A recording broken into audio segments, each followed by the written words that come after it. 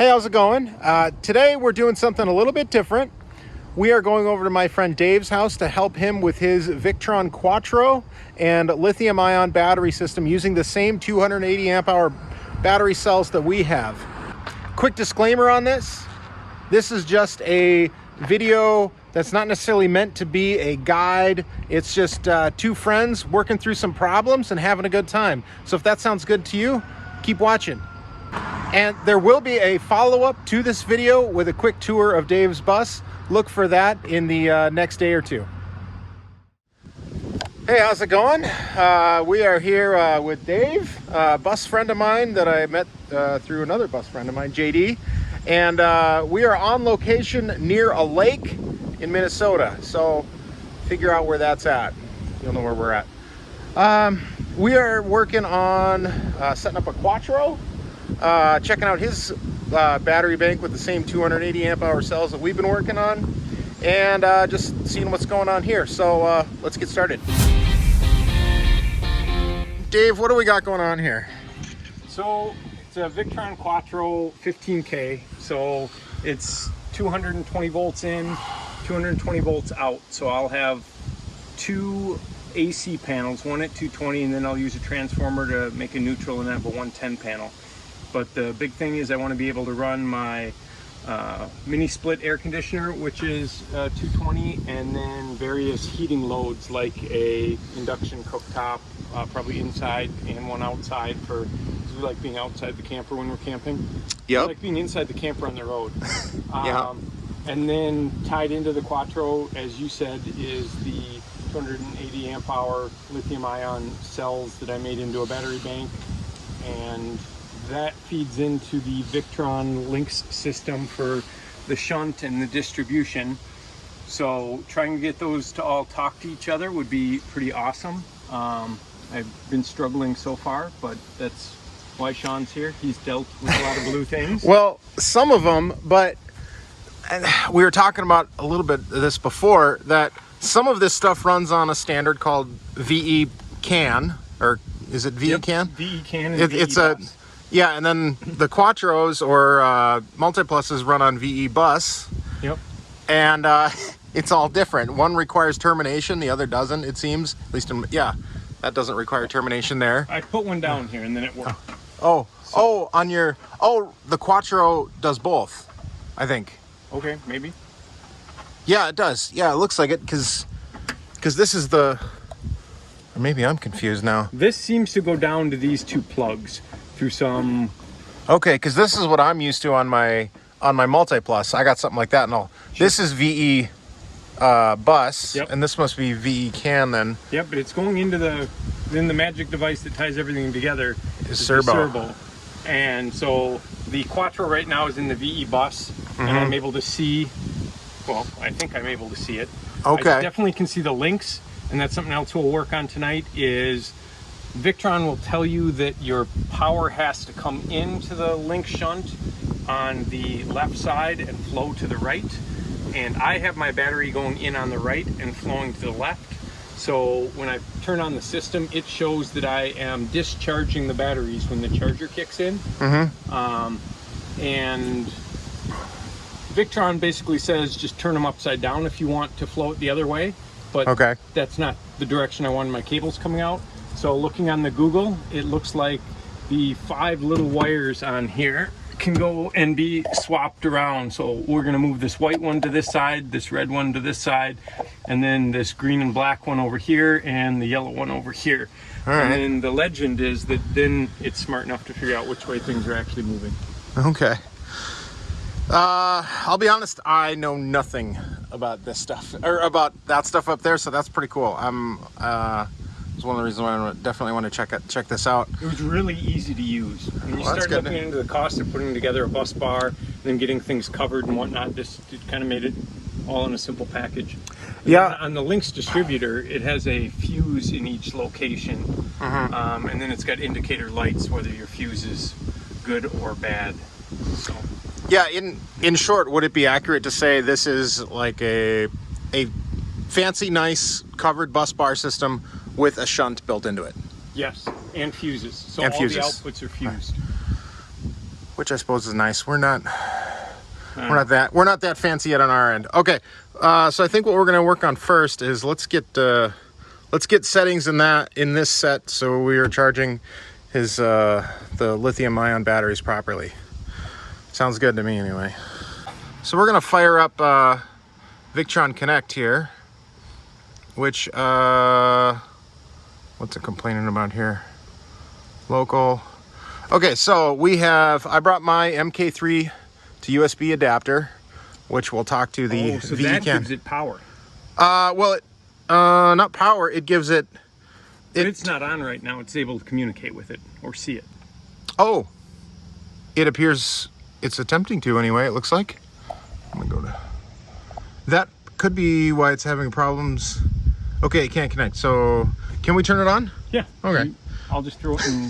For some reason, I assumed it was on. Battery connected? It can be. I don't think it needs to be. Okay. So I'll just put it in charge only.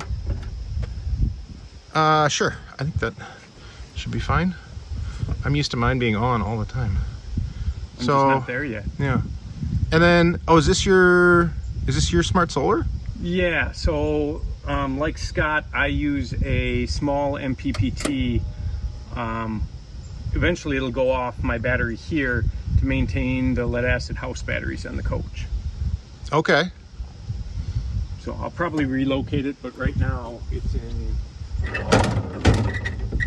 Go. Okay, because somehow this is talking to that too. Yeah, because it sees it on Bluetooth, I'm sure. Okay, it looks like we need to update this. These units can be identified. Okay. I want to say it is. What's it doing? What is it doing over there? It's making me a little nervous. Don't know. To me, I think it just cycled and now it's going to do whatever it does. Okay. So okay. Yes. Yes. Oh, front rocker is on or charger only. Yep. It's on that. We're talking to it, so we have the MK3. First two digits will be 19 or 20 for old micros, and use VE Flash to update firmware. Now this is. Where am I going to find the 19 or 20? I can't imagine this would be an older. Looking for the. This is 2017. What is it? 052112. The first two digits. See, the first two in yours is 20. Yep. So we're good. You have the new microprocessor, which is good, which means you're getting. Oh, geez, I'm falling over. That was a chair malfunction. That means you get firmware updates for longer. So I'm curious. So I want to say the password is 3 or 6 Z's. I think it's 6 zeros. Is it? Okay.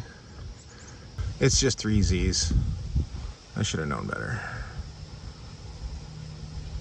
All right. Okay, I think that's the most up-to-date firmware.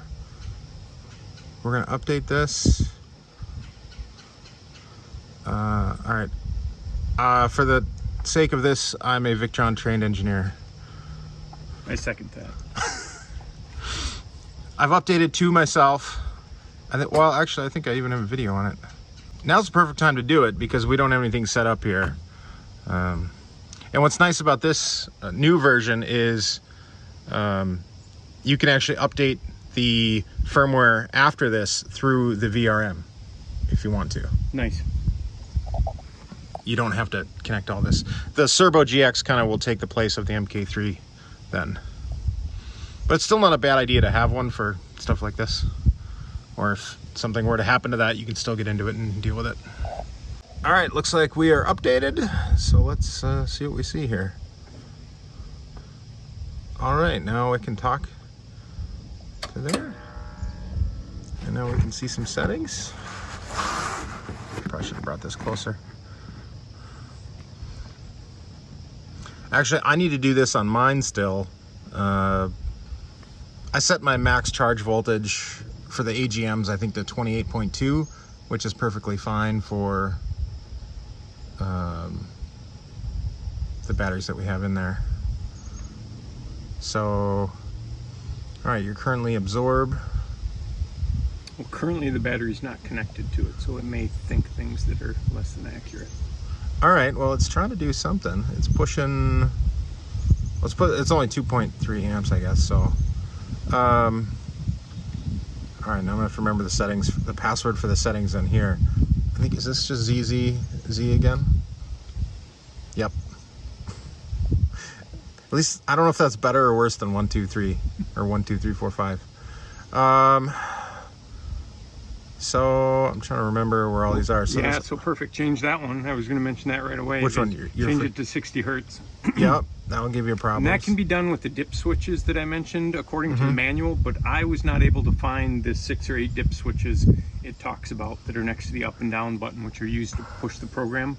Yeah, this is way easier. Clearly. Way more. Okay, your current limit. And that's good. I've got it on a 50 amp plug. A lot of this stuff you can change within the VRM later, so. Change it back to 60. I thought we set that. Why would it have? I don't know. This is one that like dynamic current limit prevents AC voltage drop in the event of a sudden load increase. I think mine on that is on. And then if we're successful in tying my DALY BMS into this, is this where we would say enable battery monitor? No, you can. It has its own battery monitor as well. I don't, if you want to turn it on, you can. I'd rather use the one on the Cerbo if we get it working. Okay, well they all actually, the DALY also has one as well. So you would potentially have 3. Sure, but, and you can tell me more, but on a Victron screen, if I'm using their battery monitor, if I'm using their device to connect to my DALY battery monitor, will I then be able to see it on a Victron screen like your dashboard? You get to choose. You tell it which do you want to use as your primary battery monitor. It could be the Quattro or Multi-Plus or the whatever shunt, or I believe with the DALY serial, the DALY BMS serial modification that we can do, you might be able to use that as well. I would probably trust that the most. I think because of my system, I started without a shunt at first. I added that later, and this was the main one that I used, so I just have always had it enabled, but it's not required. You have that on there and it's talking to it, so we can leave it off. All right, into the charger section. We have lithium batteries. This is not the only relevant setting for, okay. Click here to know the effective, okay, I think I'm aware. Okay, so equalization is going to be off. We don't need to do that. No storage mode. Problems during, I think on, you don't have a generator, so you probably don't have to worry about this. I've had to use this when I've had a generator that's not been working great, and it kind of makes do with whatever input it gets. It's not the most efficient. Yeah, I may have to utilize that. I think I've talked to you because my coach is a 24 volt system and has plenty of alternator for that. But this inverter will only take 220. What I think I'm going to do is pick up a cheap inverter that will do 24 to 220 and then use that as a generator input. So we'll have to see how stable that is when I get it set up. What are you going to use for your max charge voltage? I don't know. It seems like the 3.6 or 3.65. Yeah. Do you follow the off-grid solar guy? Yes, I do. He said, I've heard him say voltage of 3. He's playing around with it right now, but 3.4, even 3.5. I think I'm going with like 3.6, so that would be. He's running a 16S here, so that would be 57.6. It's currently at 57.6. Nailed it. I just did that just to give myself a little bit of headroom on that. I don't know. From what I've been reading, I don't know what you've been studying, but it seems like with these batteries, it doesn't, you don't get a lot of extra capacity by going even much over 3.5, I think. and like pushing it to absolute maximum, you don't gain a whole lot. No, I don't know what and you it think. seemed to take away from the lifetime cycles you get out of them too. Right. And I don't need to push it. Now, did you end up doing compression on these at all? They're compressed in that box, so there's a piece of foam and then it's wedged in with wood. So I don't know how much tension you put on your rods, but they're not sliding around in there, and the side of the box isn't bulging. So I meant that. I think that's most important. I just tried to close up the gaps, and I did notice when I charged them that they did start to swell a little bit. I think that's a fact or a byproduct of the actual charging. So after I charged them and they were not compressed, I compressed them back down, and I don't know. And I'm very happy that none of my batteries look like Will Prosis. That like some of the ones he showed. Oh, they're super bulged? Yeah, they look like blue pillows. All right. Anyway, where are we at here? I think we're. So your charge current, you can set that later, so I'm not going to worry about that too much. We could drop that to 125 because that's what the DALY wants. Okay. Right? Well, when I dug in, we'll find out. We'll find out more about this. When I dug into mine, I think it limited to like 375. That's what the factory setting was. Anyway, I think we're good on the charger settings. Anything on the grid? UPS function's good, except the wide range of frequencies good. Usually it's pretty stable, but depends on campgrounds. Like you camp in a wide range of campgrounds. Pretty much. And you're not going to be pushing to the grid, so you don't need to be worried about grid codes. Okay, I don't know much about this with the conditional AC input connection. I think, for right now, I think we're going to leave all this stuff alone. I think you're set up now pretty good. And I think your charge voltages might have been okay before, but I don't know, before we get out of this, do you want to turn on your batteries and see what kind of stuff it pulls out of here? Yeah, and I think you'll see on the dashboard that it's going to show that we're treating them poorly, that it's actually discharging them because of the shunt being backwards. But we can pause at some point and switch the wires on that shunt. So does that mean, so you're 50 amp right now? Yep. So you're pulling only 7,500 watts, charging at 122 amps at 48 volts. That's pretty insane.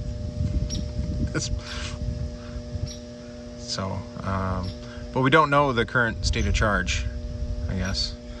No, when I was building the battery and got the DALY hooked up to it and all the lead wires on, I threw it just on a dumb charger at I think 50 or 60 volts and brought them up to an 80% state of charge from like 65 because they had been sitting in my basement for a while. And I figured that was a good place to stop since I was just using a dumb charger.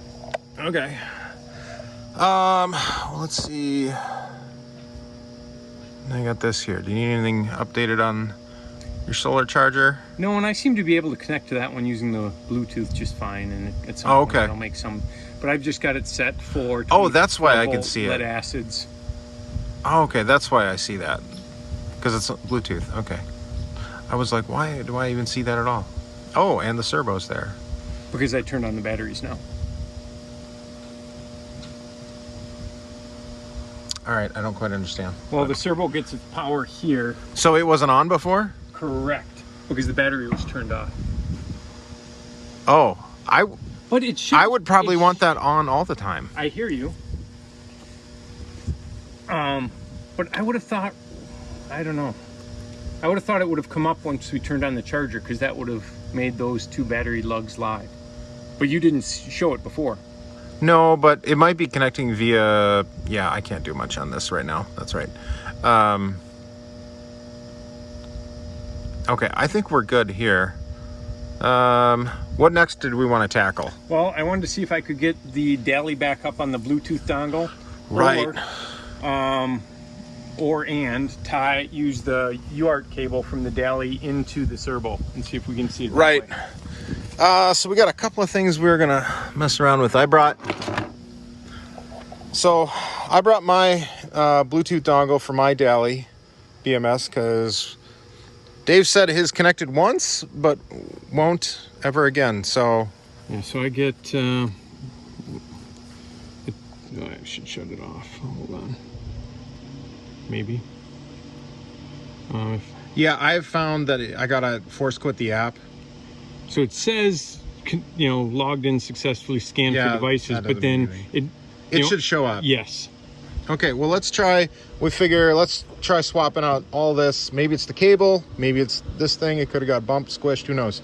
So we're gonna give that a try and see if that allows us to at least get into that. Yeah, let's get a look at the goods here. Yeah, you can run a lot thinner bus bars than I was doing because you're running such high voltage. Sure. I think. And I had ordered some copper ones to do these longer ones. Yeah. From end to end. And the ones that came with were too small. And I was waiting for the copper to come in and I got impatient, so I went down to the store and just grabbed some brass bar. Yeah. So I've got the copper now. I did notice last night when I was playing, the brass did get warm to the touch. So copper's good. I like your aluminum too. I've got extra. I've got enough to do that if you want it. Cool. Okay. Yeah, I would say with it pushing in, are you feeling, is it getting warm at all? Yeah, it is getting a little warm, but a little warm isn't bad. I don't see any. Oh, yours is different. Mine has a button to push. Oh no, yours has a button too. Mine's just, or I feel the button underneath it. That's weird. I don't know. What does your button do? I don't know. I pushed it a couple times. It never seemed to matter. I don't know. Mine just started working and I quit asking questions. I understand that. So yeah, I'd force quit it. And yep. They got nothing.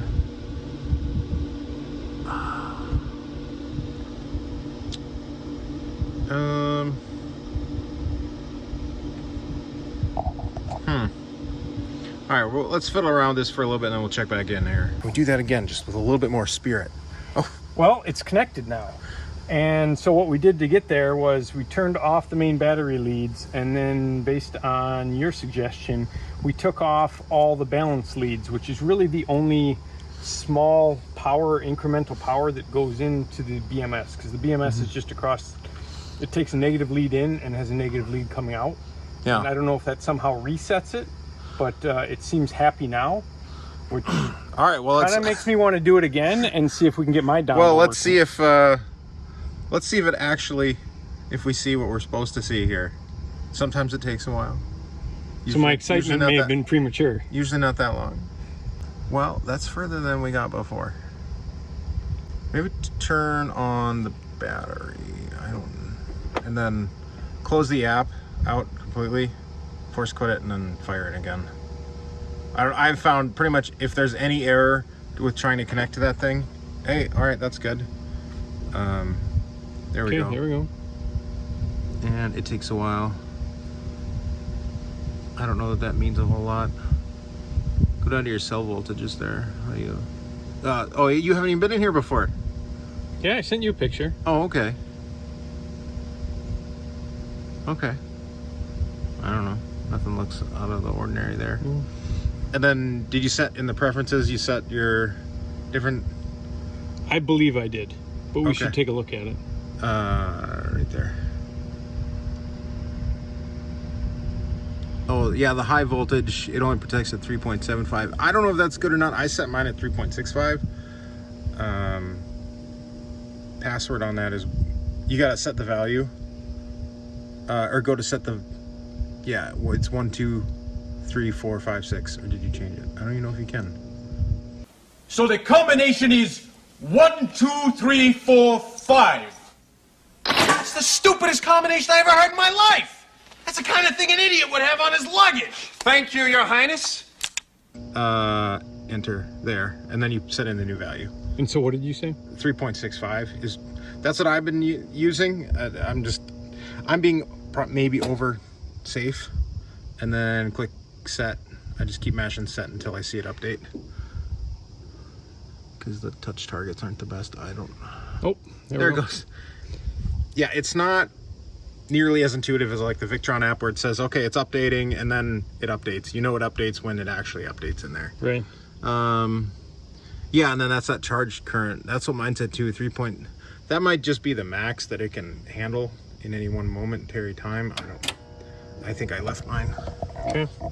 I don't know. Oh, you can set the total capacity. So what are you at, 280? Mm-hmm. But it's 16S, so that's still a ton of power. That's, yeah. This is kind of fun to figure out where to click for it to update. Well, I think it's just, it takes a while for it to round trip. It has to send the data there, and then it verifies that, yes, it's changing and updates. Yeah, there it goes. What I found on mine is, because mine's 1100, the max it will go is 1000. So this is never accurate for a status charge for me anyway. I don't know. Oh, you can set the total capacity. So what are you at, 280? Mm-hmm. But it's 16S, so that's still a ton of power. That's, yeah. This is kind of fun to figure out where to click for it to update. Well, I think it's just, it takes a while for it to round trip. It has to send the data there, and then it verifies that, yes, it's changing and updates. Yeah, there it goes. What I found on mine is, because mine's 1100, the max it will go is 1000. So this is never accurate for a status charge for me anyway. Yeah, I think the other stuff is, I think the other thing I changed was the balance open differential voltage. I think I set that to 0.3 just because I wanted to balance sooner, but that's me. I don't know. I think probably 0.5 or 0.05 is probably fine too. What did you do, 0.03? I did 0.03 just because I thought I had some cells out of balance and I wanted them to balance sooner. And I think there's one more, or there's a couple more things, but I don't even know that they're all that important. Oh, the temp protection, that was one that I think they were off on. One more over. Yeah, the low charge at -40C. I think that's a little optimistic. Oh, I think I'm optimistic to think we could switch this to Fahrenheit, right? No, well, I think, what did I do? Well, 0C is 32. Right. I think I did -15. Yeah, that's what's cool. I don't know if you know, but I've had it trigger the protection before, and it doesn't turn off the battery. It just disables charging. Sure. So what's nice is the system doesn't go down. Sure. So, all right, we got that working. Now we need to see if we plug this one in, yours in, does it still work? Right. We swapped out the cable and it appears to be connecting. So I guess we just had to turn it off and turn it back on again. Right. Like most things. Nice. That's what you get for inviting a Victron engineer over. Victron engineer. Oh. Wow. So I think the other thing we were talking about doing was trying to get the DALY BMS to talk to the Cerbo. Well, was there anything we needed to do with the Cerbo, with the Quattro, and have that all talk together still? We could verify that. We should verify that that's working as well. Yeah. Do you have something to pull up a dashboard easily? Well, your phone or... Yep. And so when I pull it up on my phone, you know, it shows that I'm discharging. Okay, we got this going here. So the question is, why does it say no AC input available? And that could be because you can have multiple AC ins in this, and it probably doesn't have one set within the Venus OS interface. So let's go into there. You remember how to get into there? Nope. Okay. Go here, remote console, and then rotate it. Oh yeah. And that's when you get... I found this not very useful on a phone. Oh yeah, it's not the best, but usually it connects tick fast. Or you said the Wi-Fi is not great out here? Right. That is one downfall. And one thing that's nice to have an actual screen for something like this. But the Cerbo GX or the Venus GX is a great affordable way to get into this kind of stuff.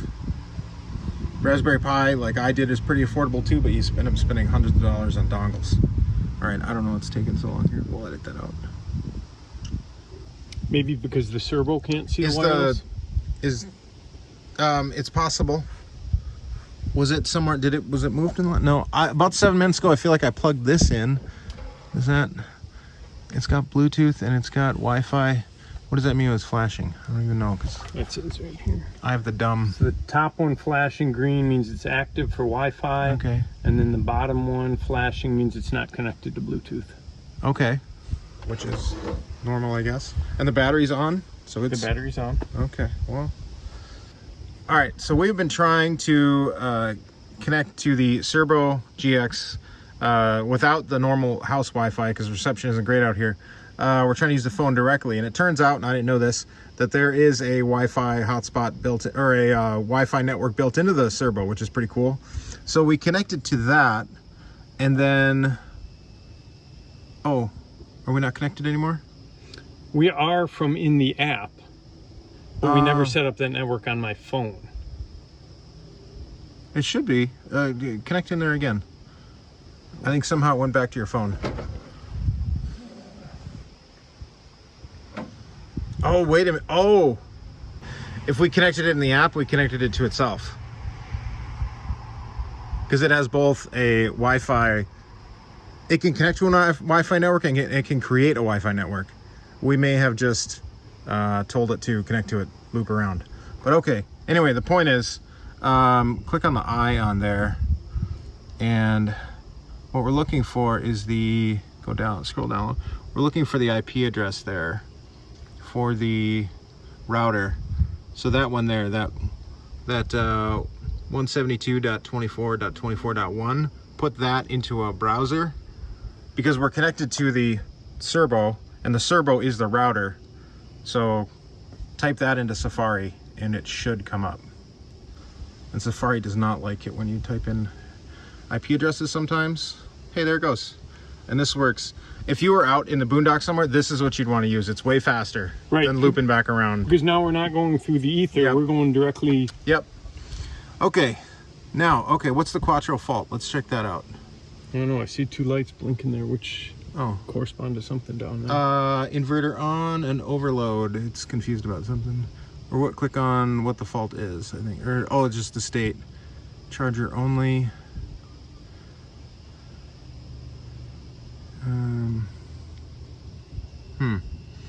Alarm status. I might.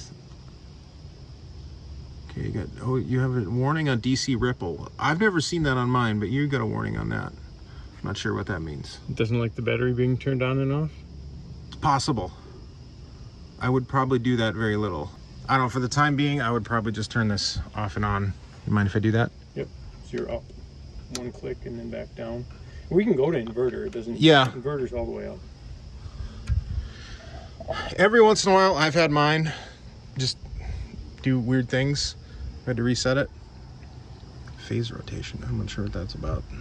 If you're doing 3-phase Okay. and things are spinning the wrong direction. And the battery's on, right? The battery is on. Okay. All right. Hey, no more ripple.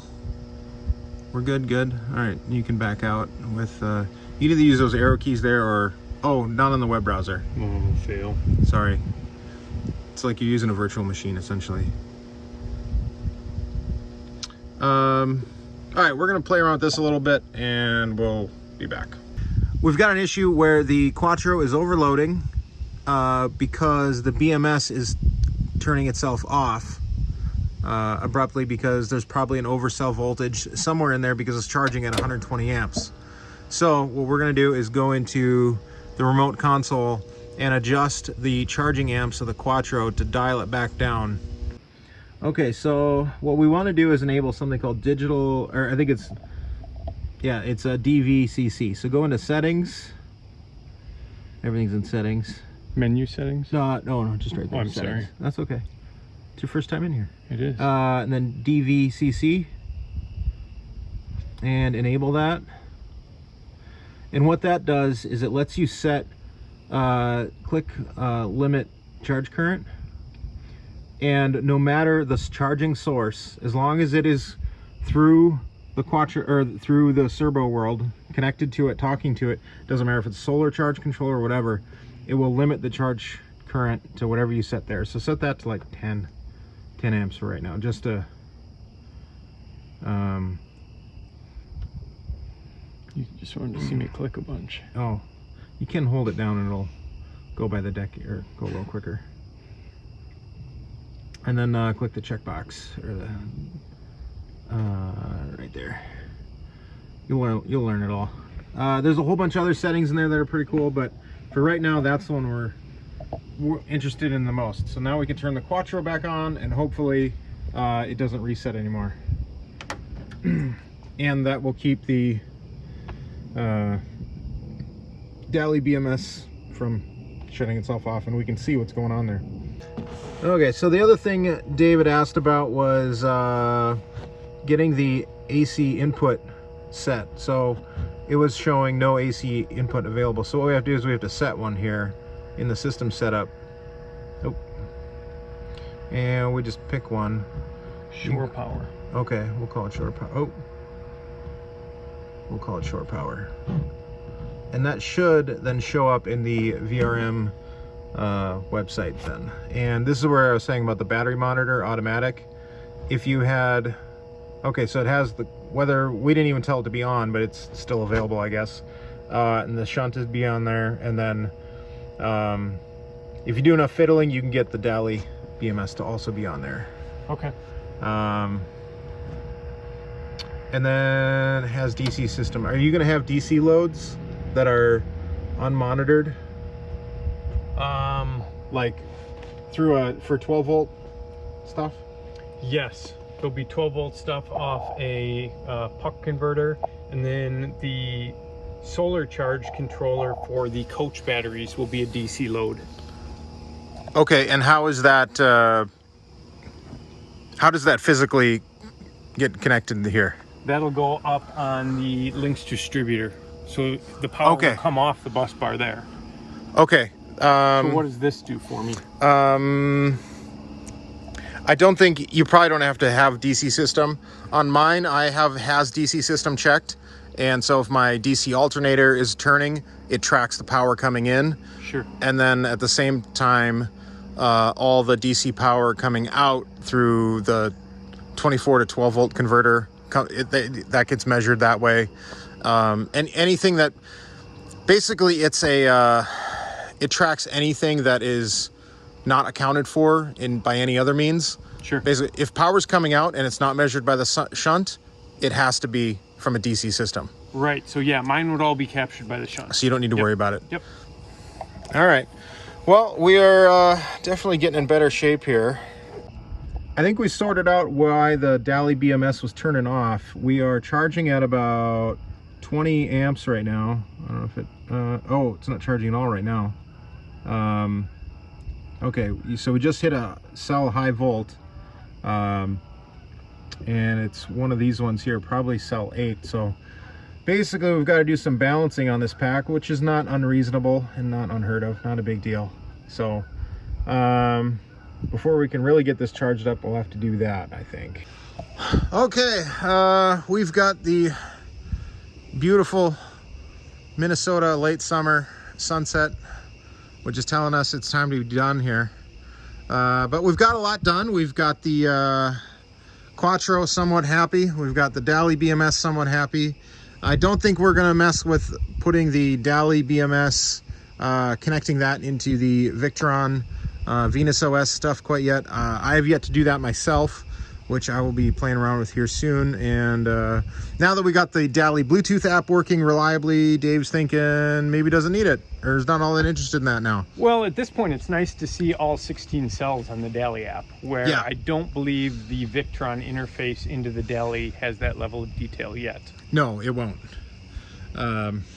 So things are a little bit happier here, other than it's got some balancing work to do, but I hope you enjoyed that video. Dave and I had a great time, as you can tell, just working through problems and just seeing the different ways that each of us puts things together, and we both learned a lot. So once again, thank you, Dave, for letting me come over and share what you have going on, and hopefully some other people learn some things. And also be sure to subscribe to our channel, and go ahead and comment down below for any questions with me or Dave. I'm sure he's watching and can jump in with his own answers to some of those questions as well. So I think that's everything. Look for Dave's quick little conversion tour in the next day or two. It's going to be a great video. You can see some of the work he's been doing on his bus conversion. I really think he's doing a great job on his and can't wait to see the finished product. Great. What's the combination? 1, 2, 3, 4, 5. 1, 2, 3, 4, 5. Yes. That's amazing. I've got the same combination on my luggage.